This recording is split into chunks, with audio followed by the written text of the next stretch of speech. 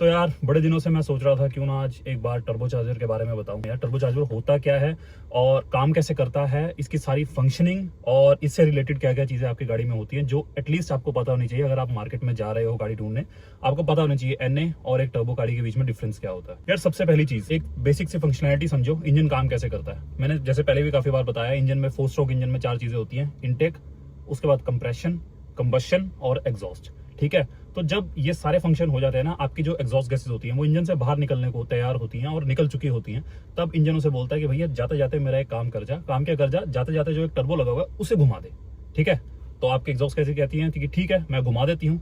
जैसे ही एक certain RPMs के बाद आपके एग्जॉस्ट गैसेस उस टर्बाइन से टकराती हैं, टर्बो के बारे में बताता हूँ होता क्या पूरा, तो आपका टर्बो जो है वो स्पूल अप शुरू होना करता है, और जिसकी वजह से एंड में आपको पता लगता है कि एक अलग सी भयंकर सी पावर, जो आपको एक सर्ज फील होता है, झटका फील होता है, वो आपको फील होता है टर्बो की वजह से गाड़ी में। ठीक है, तो अब बेसिक सी चीज है, आपको टर्बो समझाया तो मैं काम कैसे करता है, इसमें कंपोनेंट्स क्या क्या होते हैं।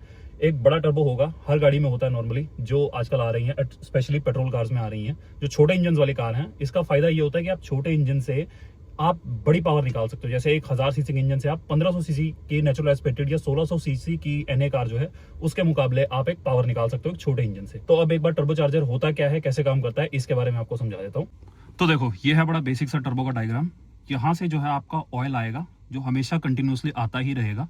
ठीक है, इसीलिए हम बोलते हैं कि जब भी आप किसी लॉन्ग ड्राइव से आओ, उसके बाद एकदम गाड़ी को बंद मत कर दो, कुछ सेकंड्स लगाओ गाड़ी को बंद होने में, क्योंकि जो आपका ऑयल अभी आपकी टरबाइन की ये टर्बो की शाफ्ट पर आ रहा है, इसे कुछ देर बहता रहने दो जब तक ये टर्बो घूम रहा है। यहाँ से आपका ऑयल इधर जाएगा, ये आपके बीच में लगी होती है बैरिंग्स, जो आपके शाफ्ट के ऊपर लगी होती हैं।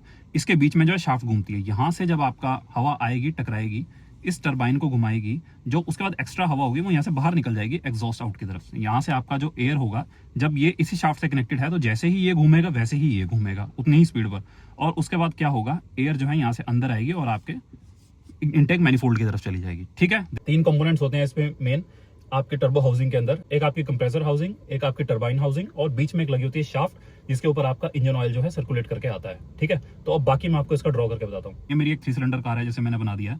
आपका जो ये टर्बो है, this is called VGT turbo, variable geometry turbo. इसमें क्या होता है, आपका जो ये टर्बो घूमता है, ये जो कंप्रेसर होता है, ये घूमता तो वैसे ऑल द टाइम ही रहता है। हमें लगता है कि जैसे 1700 आरपीएम के बाद ही घूमता है, ऐसा नहीं होता। 1700 आरपीएम के बाद ये स्पूल अप होना शुरू होता है, मतलब कि अपने जितने डिजायर्ड इसे आरपीएम चाहिए, जितने पर इसने भागना है, आपकी गाड़ी को पावर देनी है, वो 1700 आरपीएम के बाद देना शुरू करेगा। इसके आसपास ना ऐसे फिन्स लगे होते हैं। ठीक है, ऐसे ऐसे फिन्स लगे होते हैं, हवा इसके ऊपर से जा रही होती है, कुछ कुछ हवा अंदर आ रही होती है, जिसकी वजह से बहुत स्लो घूमता है। इसमें एक होता है actuator. Actuator is kind of N arm जो आपकी ईसीयू कंट्रोल करती है, मैकेनिकल और इलेक्ट्रॉनिकली दोनों ही इसे कह सकते हैं। ये एक्चुएटर जो होता है ना, ये आपके गाड़ी के बाहर, टर्बो के बाहर जो फिन्स लगे होते हैं, उन फिन्स को ये कंट्रोल करता है। मतलब अगर आपका ये टर्बो यहाँ लगा है, उसके ऊपर ये ऐसे ऐसे ऐसे लगे होंगे, इसके अंदर से हवा कब जानी है। ठीक है, एक्चुएटर उस चीज को आपका ये कंट्रोल करता है। This is called as VGT turbos. FGT भी होते हैं, वीजीटी भी होते हैं, मोस्टली वीजीटी ही यूज होते हैं। तो अब जब आपकी गाड़ी गर्म गैसेस को बाहर निकालेगी, ये जो आपकी एग्जॉस्ट गैस है, ये अराउंड होती है 400 डिग्री के आसपास गर्म।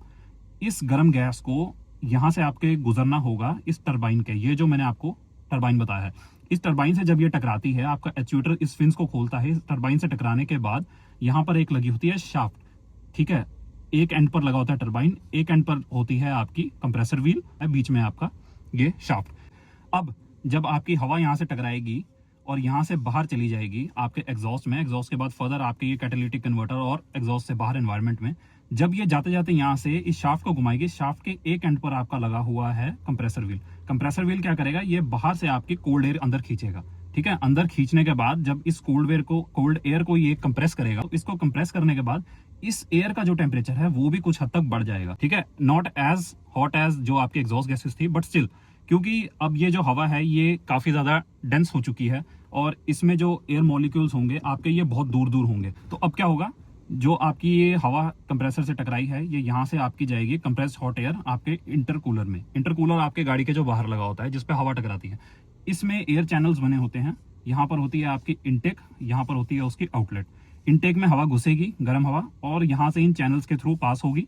बाहर से जो आप गाड़ी चला रहे हो उस वक्त ठंडी हवा आकर इस पर लगेगी, और इसके पीछे एक जो फैन होता है, जो आपका कंप्रेसर कंडेंसर वाला फैन होता है, वो भी इसे ठंडा करने में मदद करेगा, और ये इंटरकूलर से गुजरती हुई आपकी हवा जो है ये थोड़ी सी ठंडी हो जाएगी, कंप्रेस्ड कोल्ड एयर कहलाएगी इसके बाद। अब ये कंप्रेस्ड कोल्ड एयर आपके जाएगी इनटेक मैनिफोल्ड में, इनटेक मैनिफोल्ड से वापस ये आपकी जाएगी वाल्व में, और वाल्व से वापस जाएगी आपके इंजन के अंदर जहां पर ऑलरेडी कंबशन हो रहा है। अब क्या होगा इसके बाद सीन पूरा, अब आपकी ईसीयू को पता लगेगा कि भैया यहाँ से जो है गर्म हवा ठंडी होकर मेरे पास आ रही है, तो अब जो है मेरे को थोड़ी सी फ्यूल की रेशो भी बढ़ा देनी है। ठीक है, उससे होगा क्या, अब आपके कंबशन जो है वो ज्यादा बड़े होंगे, ज्यादा जल्दी होंगे, जिसकी वजह से आपके टायर्स को जो है वो पावर ज्यादा मिलेगी और उतनी ही क्विक मिलेगी। ठीक है, ओके जी। तो भैया आप टर्बो स्पूल अप क्या होता है, देखो जैसे ही आपका इंजन जो है कुछ अमाउंट एक्स्ट्रा अमाउंट की एग्जॉस्ट गैसेस को बनाना शुरू करेगा, जैसे ही आप पंजा दबाएंगे कुछ एक्स्ट्रा गैसेस जो बाहर निकलेंगी आपके एग्जॉस्ट की, वो जाकर आपकी टकराएंगी आपके अपने टरबाइन से, टर्बो के। जैसे ही वो घूमना शुरू करेगा, उसको कुछ टाइम तो लगेगा ना, यहाँ से गैसेस यहाँ पहुंची, इसके बाद ये कुछ आरपीएम अपनी बढ़ाएगा, 1 से 1.5 लाख आरपीएम तक इसे पहुंचने में बेचारे को कुछ टाइम लगेगा। तो उतनी देर में आपका ये बाहर से हवा खींचेगा, फिर ये पूरा घुमा के फ्लो चलाएगा। तो ये जो सारा कहलाता है ये होता है टर्बो लैग। ठीक है, जिसमें ये सारा प्रोसेस जो आपको मैंने अभी पहले बताया, ये जो सारा होने में कुछ सेकंड्स लगेंगे, उसी को आप बोलते हो कि भैया गाड़ी में जो है टर्बो लैग थोड़ा ज्यादा फील हो रहा है, वो इसी वजह से होता है। तो भैया देखो टर्बो स्पूल अप क्या होता है। Turbo spool up is something जब आपके टर्बो को अपनी मैक्सिमम परफॉर्मेंस पर पहुंचने में जो वक्त बीतता है, मतलब जो वक्त लगता है, मतलब अगर एक टर्बो जो है वो काम कर रहा है 1700 आरपीएम या 1600 आरपीएम पर भी घूम रहा है, बट वो अभी अपनी उतनी मैक्सिमम आरपीएम पर नहीं घूम रहा है जिसके लिए वो बना है। 1.5 लाख आरपीएम, 2 लाख आरपीएम, वो उससे कम घूम रहा है। जैसे ही आप 1700 आरपीएम, 2000 आरपीएम, 2200 आरपीएम पर पहुंचोगे, ये जो है अपने पूरे पोटेंशियल पर पहुंच जाएगा। उसके बाद जो है आपकी गाड़ी में वो झटका, वो थ्रस्ट फील होगा आपको। ठीक है, तो this is called as turbo spool up. जब आपकी टर्बो जो है वो पूरी अपनी मैक्सिमम परफॉर्मेंस पर पहुंचेगी, तो उसको स्पूल अप होने में कुछ टाइम लगता है। 1700 आरपीएम, 2200 आरपीएम, 2000 आरपीएम। अगर आप 1200 आरपीएम, 1400 आरपीएम के आसपास गाड़ी चला रहे हो, तो आपको ये झटका अभी फील नहीं होगा। ये आपको फील होगा जब आप अपना पंजा जोर के दबाओगे, एग्जॉस्ट गैसेस एक्स्ट्रा जाएंगी और वो इस पर टकराएंगी। उसके बाद ये आगे जो है कंप्रेसर व्हील को घुमाएगा, वो पूरा जो मैंने आपको फ्लो समझाया वो पूरा होगा। वो सब जो सारा टाइम है that totally makes it a turbo lag. जब आप हाई स्पीड्स पर गाड़ी चला रहे हो उस वक्त भी, और आपने एकदम जो है अपना ये पेडल जो है बंद कर दिया, दैट मीन्स कि आपको अब उतनी पावर नहीं चाहिए, बट आपका टर्बो तो अभी भी घूम रहा है। उसके पास जो अभी एग्जॉस्ट गैसेस जो आ रही हैं, जो आपका इंजन अभी कंबशन कर रहा है, वो तो अभी भी आ रही हैं। तो अब क्या करेगा, आपके टर्बो में ना, यहाँ पर जैसे मान लो ये टर्बो है आपका, ठीक है, यहाँ आपकी शाफ्ट है, यहाँ आपका कंप्रेसर है, यहाँ आपका टर्बाइन है, यहाँ नीचे लगी होती है एक वेस्ट गेट। तो वेस्ट गेट क्या होगा, यहाँ से जो आपकी एक्स्ट्रा जो अब उसे नहीं चाहिए ना हवा एग्जॉस्ट की, वो उस वेस्ट गेट के थ्रू बाहर कर देगा। ठीक है, ये चीज आगे समझ। वेस्ट गेट का काम होगा ये, जो आपकी एक्स्ट्रा हवा जब आपको नहीं चाहिए, आपके टरबाइन को नहीं चाहिए, आपके गाड़ी को नहीं चाहिए, वो अब कहीं से तो उसने निकाल लिया, वो आपके वेस्ट गेट के थ्रू बाहर कर देगा।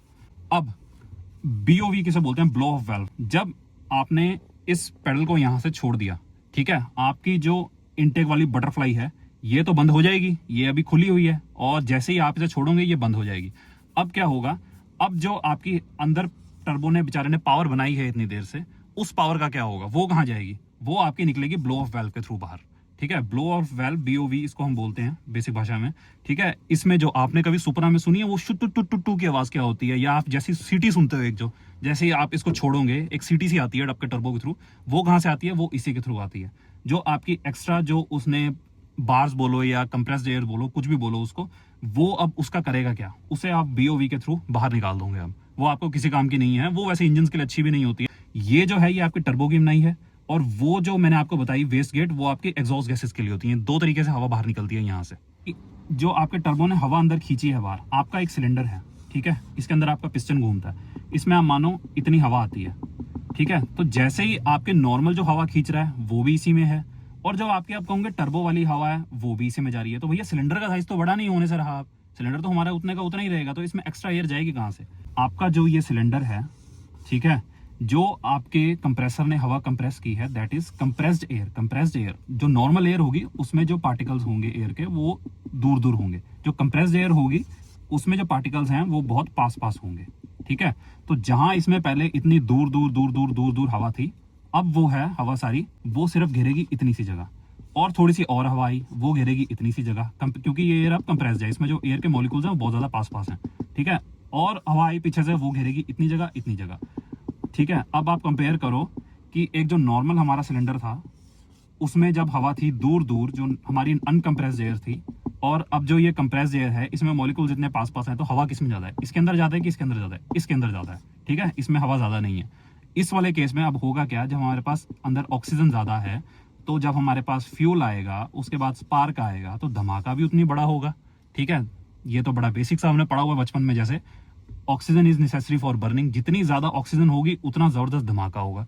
ऑक्सीजन हमारे पास जब कंप्रेस्ड एयर ज्यादा है, उतना ही हमारे पास अंदर बड़ा ब्लास्ट होगा और उतनी ही ज्यादा पावर हमारे पास टायर्स को डिलीवर होगी, ठीक है। अब बात करते हैं इंटरकूलर की। ये आपकी गाड़ी में हमेशा फ्रंट पे प्लेस्ड होगा, जहां पर आपका बम्पर है, ये रही आपकी लाइट्स, और ये यहाँ नीचे या फिर यहाँ पर इस एंगल पर प्लेस होगा आपका इंटरकूलर। होगा क्या, जब आपकी गर्म हवा यहाँ से आ रही है और उसने यहाँ से ठंडा होकर निकलना है, तो अकेला इंटरकूलर कुछ नहीं कर पाएगा। जब आपकी गाड़ी चलेगी उस वक्त जो है उस पर ठंडी हवा टकराएगी, तो अंदर का जो आपकी हवा का टेम्परेचर है, यहाँ से आपकी हवा अंदर आएगी और यहाँ से बाहर जाएगी, इन फिन्स के थ्रू वो पास होती हुई आपके आउटलेट चैम्बर में बाहर आएगी। जब बाहर से हवा आके टकराएगी तो उसे ठंडा करेगी। आपकी गाड़ी में पीछे एक फैन भी चल रहा है, ठीक है। तो ये दोनों चीजें जो है मिलकर, this is called as air to air. ये आपका होता है air to air intercooler. Mostly अब 99% आप गाड़ियों में ये देखोगे यही होता है। एयर टू वाटर बहुत ही लग्जरी महंगी गाड़ियों में यूज होता है। आपने छोटे होते या पहले कभी देखा होगा, इवन जो फर्स्ट जनरेशन फॉर्च्यूनर आई थी उसमें जो है आपका इंटरकूलर सामने के बजाय गाड़ी के बोनेट के यहाँ पर एक स्कूप होता था, वहां पर प्लेस होता था, वहां पर ये नीचे प्लेस होता था। उसका रीजन भी एक होता था, यहाँ से हवा यहीं टकराएगी और यहीं पर ठंडी हो जाएगी और यहीं से आपके इंटेक मैनिफोल्ड में चले जाएगी। इससे आपका टर्बो लैग कम होता है। क्यों? क्योंकि आपके मैनिफोल्ड के बहुत ज्यादा क्लोज है, इंस्टेड ऑफ आपका यहाँ बम्पर पर सामने लगा होना। यहाँ से हवा आई और यहाँ गई, ये प्रोसेस जो है लंबा होता है और यहाँ पर जो है हवा टकराएगी और साथ ही अंदर चली जाएगी। ये प्रोसेस बहुत छोटा होता है, ठीक है। और दूसरा अपने पास होते हैं, दूसरे सेकंड टाइप का अपने पास होता है, that is air to water या वाटर टू एयर कह लो। इसमें अपने पास क्या होता है, इसमें आपका जो इंटरकूलर होता है ना, ये समझो आपका इंजन है, इसमें आपका इंजन के ऊपर ही बिल्कुल पास में लगाया होगा आपका एयर टू वाटर वाला। इसमें बट होगा क्या, एक एक्स्ट्रा चीज इसके अंदर होती है, यहाँ पर हवा जो आपकी पास हो रही है ना आपके यहाँ जाने के लिए, इंजन के अंदर जाने के लिए, ठीक है। यहाँ से आपकी हवा आई, यहाँ से वापस अंदर इंजन के गई, इसके थ्रू यहाँ जो एक कूलेंट लगा होता है ना, ये कूलेंट भी बेचारा यहाँ से पास होकर निकलता है, ठीक है। इससे होगा क्या, एक तो आपकी बाहर के एनवायरनमेंट की जो हवा है वो भी इसे ठंडा कर रही है, दूसरा आपका जो कूलेंट है ये भी इसे ठंडा कर रहा है। दूसरी चीज एक इसमें होगी कि आपका जो एग्जॉस्ट गैसेज हैं वो भी बहुत जल्दी अंदर पहुंचती हैं, जिसकी वजह से टर्बो लैग कम हो जाता है। आपकी हवा जो है बहुत ज्यादा ठंडी होगी, बहुत जल्दी ठंडी होगी। और इसको ऐसा करने की जरूरत भी क्या है, रीजन बीइंग कि आपकी गाड़ी के जो हुड के अंदर अगर इसे इंजन के ऊपर ही बिल्कुल हम माउंट कर देंगे ना, यहाँ पर जैसे आपका नीचे ये इंजन है और इंटरकूलर को हमने यही माउंट कर दिया ऊपर, तो उससे होगा क्या है, जो अंदर के बोनेट के आपकी गाड़ी के जो ये कंपार्टमेंट है जहाँ पर इंजन होता है, यहाँ पर भी गर्मी बहुत ज्यादा होती है। उसकी वजह से होगा क्या है, ये भी बहुत ज्यादा गर्म रहेगा, क्योंकि इसे डायरेक्टली ऐसे हवा नहीं मिल रही है, ये ले रहा है ऊपर से हवा, बट अंदर की जो गर्मी होगी ना वो इस हवा को, आपकी गैस को, कंप्रेस्ड एयर को ठंडा नहीं होने देगी उतनी जल्दी। इसीलिए आपका एक हम यहाँ से कूलेंट भी पास करवाते हैं। ये कूलेंट भी आपका ठंडा करेगा हवा को, जो आपकी कंप्रेस्ड एयर है, और दूसरा जो बाहर की हवा लग रही है वो भी इसे पास करेगा, ठंडा करेगा। मतलब this is called as air to water. तो यार ये था, मैंने छोटा छोटा सा एक समझाने की कोशिश करी। डायग्राम ज़्यादा अच्छा नहीं बना, शायद अच्छे से समझा भी ना पाया हूँ, बट बड़ा मोटा मोटा सा आपको फर्क ये पता चल जाना चाहिए अगर आप नेचुरल रेस्पिरेटेड कार और एक टर्बो कार खरीदने जा रहे हो, कि टर्बो काम कैसे करता है। टर्बो इंजन के खासियत तो मैंने आपको बता दी है, लेकिन इसके नुकसान भी होते हैं। मतलब कि आपको कहीं कहीं जगह पर टर्बो लैग देखने को मिलेगा, पहाड़ों पर भी देखने को मिलेगा। और जैसे ही आप ट्रैफिक कंडीशंस में चल रहे हो, थोड़ा सा आपने पंजा दबाया, आपको फील होगा गाड़ी में पावर ही नहीं है, लेकिन वो एकदम सडन जग आपको मिलेगा 1700-1800 आरपीएम, 2000 आरपीएम के बाद। और दूसरी चीज इसके अलावा एक ये है कि टर्बो की मेंटेनेंस थोड़ी ज्यादा होती है, ठीक है। जैसे कि अगर आपकी गाड़ी 15,000 किलोमीटर पर बोलती है सर्विस करवाने को, तो 15,000 किलोमीटर नहीं भाई, 10,000, 11,000, 12,000 किलोमीटर पर चले जाओ, क्योंकि आपके जो टर्बो के अंदर शाफ्ट घूमती है ना, ऑयल चाहिए होता है लुब्रिकेशन के लिए, ठीक है। और वो ऑयल हमेशा अच्छी कंडीशन में ही होना चाहिए। गंदा ऑयल या बहुत ज्यादा थिक ऑयल अगर आप उस लुब्रिकेशन के लिए इस्तेमाल करोगे तो आपका टर्बो जो है बहुत जल्दी बोल जाएगा। वैसे खराब होते नहीं है, और इसका खराब होने का रीजन भी सबसे बड़ा एक ये है कि आप जब सुबह गाड़ी चलाते हो, जैसे ही आपने गाड़ी चलाई, आपने अभी गाड़ी स्टार्ट करी, 5-10 सेकंड वेट किया और उसके बाद गाड़ी भगाना शुरू कर दी। ऐसे कभी नहीं करना है, आपको हमेशा वेट करना है एटलीस्ट 30-40 सेकंड, 50 सेकंड, 1 मिनट के आसपास। उसके बाद जाके आपको है गाड़ी चलाना शुरू करनी है। तो यार फिलहाल आज की वीडियो में बस इतना ही था। अच्छा लगा हो तो लाइक, शेयर और सब्सक्राइब कर देना, और डायग्राम थोड़ा सा ना अच्छा लगा तो कमेंट में जरूर बता देना। अगली बार मैं थोड़ा अच्छा ट्राई करूंगा बनाने की, ठीक है। Okay, bye bye.